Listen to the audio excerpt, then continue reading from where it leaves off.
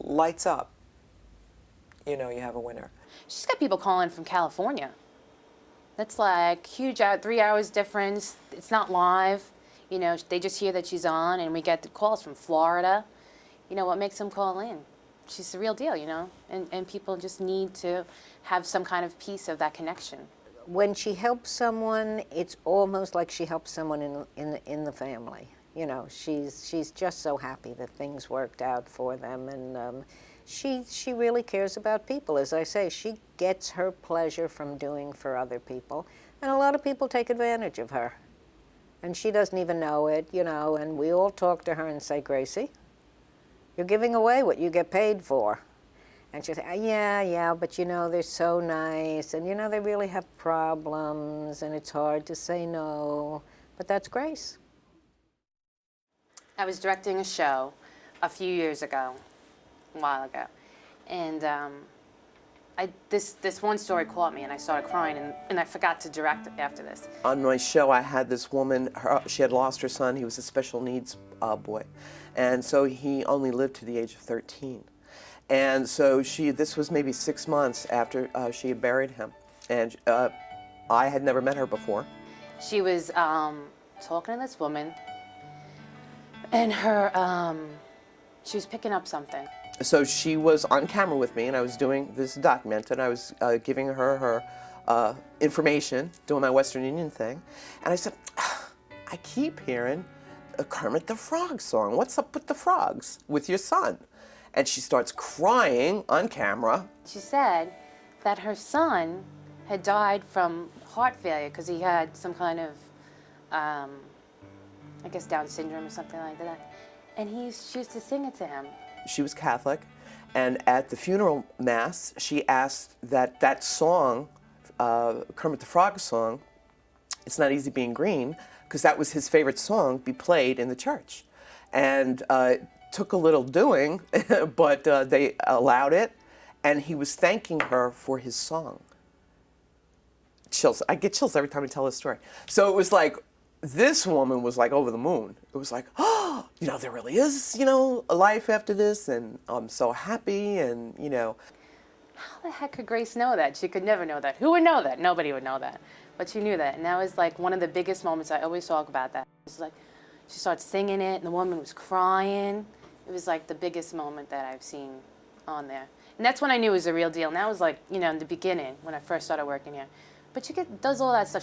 She'll say like, why do I smell Jacquard? And it'll be like the husband that passed away used to wear Jacquard. She picks up all these odd things, you know, Jacquard, where would you get Jacquard from? And stuff like that. So, but that was the biggest one that has always stuck with me, emotionally, you know. It was a good one.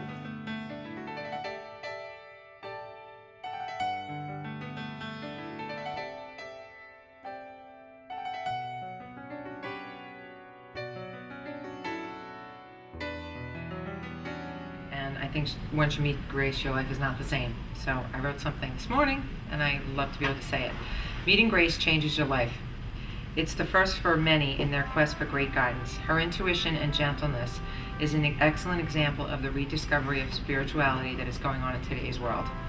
Grace presents to you a higher vibrational level of truth with freshness, universality, and humor that engages an individual at the deepest level, inspiring you to be drawn in and to want to know how to live more joyfully. Grace is a gifted and compassionate guide who extends this tremendous desire for union with life and how it will be. Grace has engaged me to commit to give this way of life a chance, and I am looking forward to having all of my dreams come true. Boat currently? Yes. And were you thinking of upgrading this boat? Always. Always. Okay. Well, God bless. I think instead of just thinking about it, the universe is going to provide the money for you to do this, and it'll be this season. Okay. All right. So summer. I don't see spring. I see summertime. Well, I love that I'm doing this on this venue for so many years, but I always make the joke. Well, I'm a prophet, and this prophet wants to be in the prophet world, not the non-profit world. Okay, bada boom. So, you know, it's great, but I'd love for it to have a larger venue. In other words, I'd love Oprah to put it on oxygen, and have the ability for people to call from all over the place, all over the world, with their questions. And, that's my ultimate dream. I guess everybody has a dream. You have to dream. So it's all about that and being content with, the work as I do it. And so, I'd like to say, well, we'll wait and see, but everybody always makes the joke and say, well, you should already know. They give me the little Z-snap going on. But I'm hopeful, always. Have to be. It's like I live it. What I would like to see the show evolve is to spend some time. We do some specials where we talk about the different horoscope signs and about things that are happening in the world today. Maybe to look at some of the political issues coming up now in this year's election, and to weigh in with some of that. We're always looking at improving the look of the show, because that's the business side of it, and always improve on that. Different sets, just to shake it up a little bit. But in terms of the basic focus of the show, I think we have a winner, and so we'll stay with it. Certainly. So how was the show for you guys? As always, She's right on the money. She's always on the money. She keeps me on my toes. She threw me with my son, though, because she did not know that my son just went into the police department. And he just said to us last week that he wants to transfer over to Nassau because, unfortunately, they pay a lot better than the New York Police Department. But I'm getting a new boat. And the fact, Take Grace out water skiing. Love, and it's all about love. We thank you so much for tuning in to me so I could tune in to you. Until next time, keep the faith.